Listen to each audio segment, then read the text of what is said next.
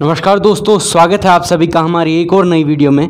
आज से इस वीडियो से हम लोग शुरू करने जा रहे हैं एक नई सीरीज़ जिसका नाम होगा कहानियाँ बाय कुमार गिरीश। तो देखते हैं इस पहली वीडियो की पहली कहानी क्या है। तो चलिए चलते हैं इस वीडियो के अंदर।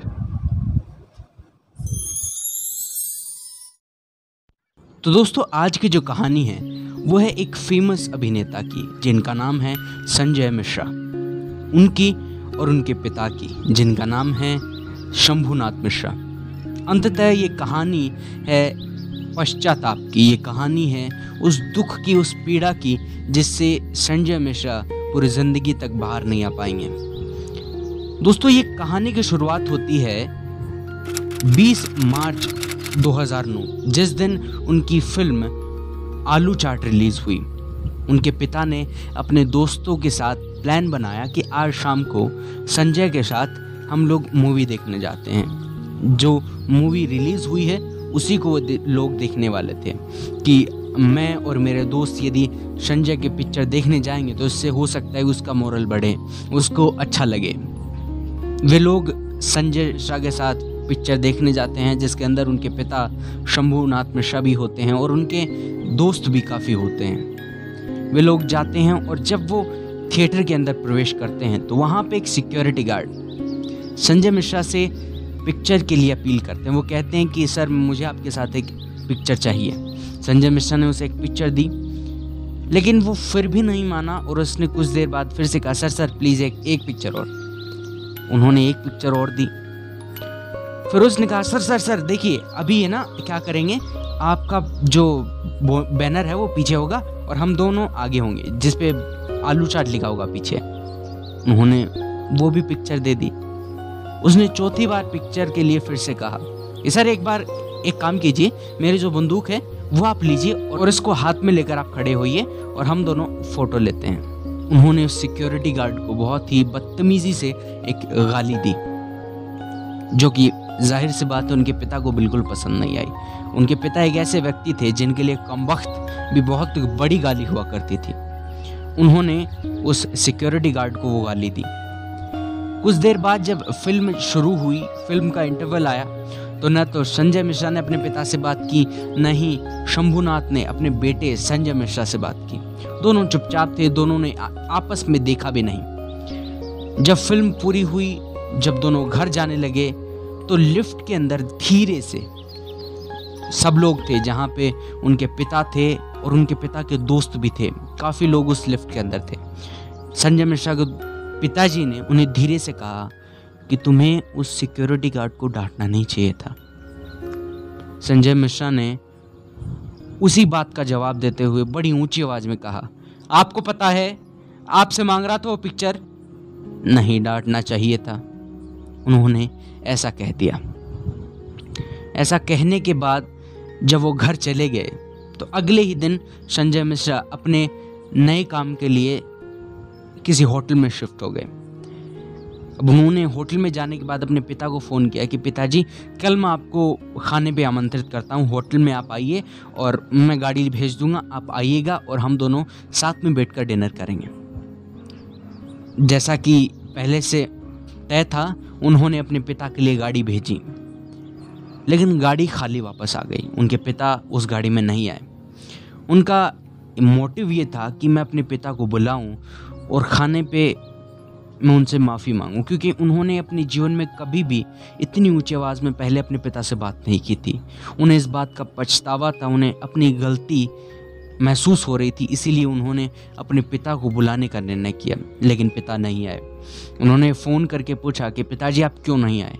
तो पिता ने कहा कि यार, कल परसों जब तू आया था ना, तो कटहल की सब्जी बनी थी, वो मैंने आज खा ली। संजय मिश्रा ने फिर से अपने पिता को कहा कि आप 2-3 दिन पहले की सब्जी खाएंगे तो पेट तो खराब होगा ही ना। उनके पिता ने बड़ी ही सरलता से, बड़े ही धीरे शब्दों में कहा कि मुझे तेरी सलाह की ज़रूरत नहीं है। उन्होंने फ़ोन रख दिया। अगले दिन सुबह संजय मिश्रा को पता चलता है कि पिताजी नहीं रहे। संजय मिश्रा अपने घर जाते हैं और उस अलमारी को खोलते हैं जिसके अंदर उनके पिता किताबें रखा करते थे, डायरीज रखा करते थे, इत्र रखा करते थे, अगरबत्तियाँ रखा करते थे, क्योंकि उन्हें इन चीज़ों का शौक़ था।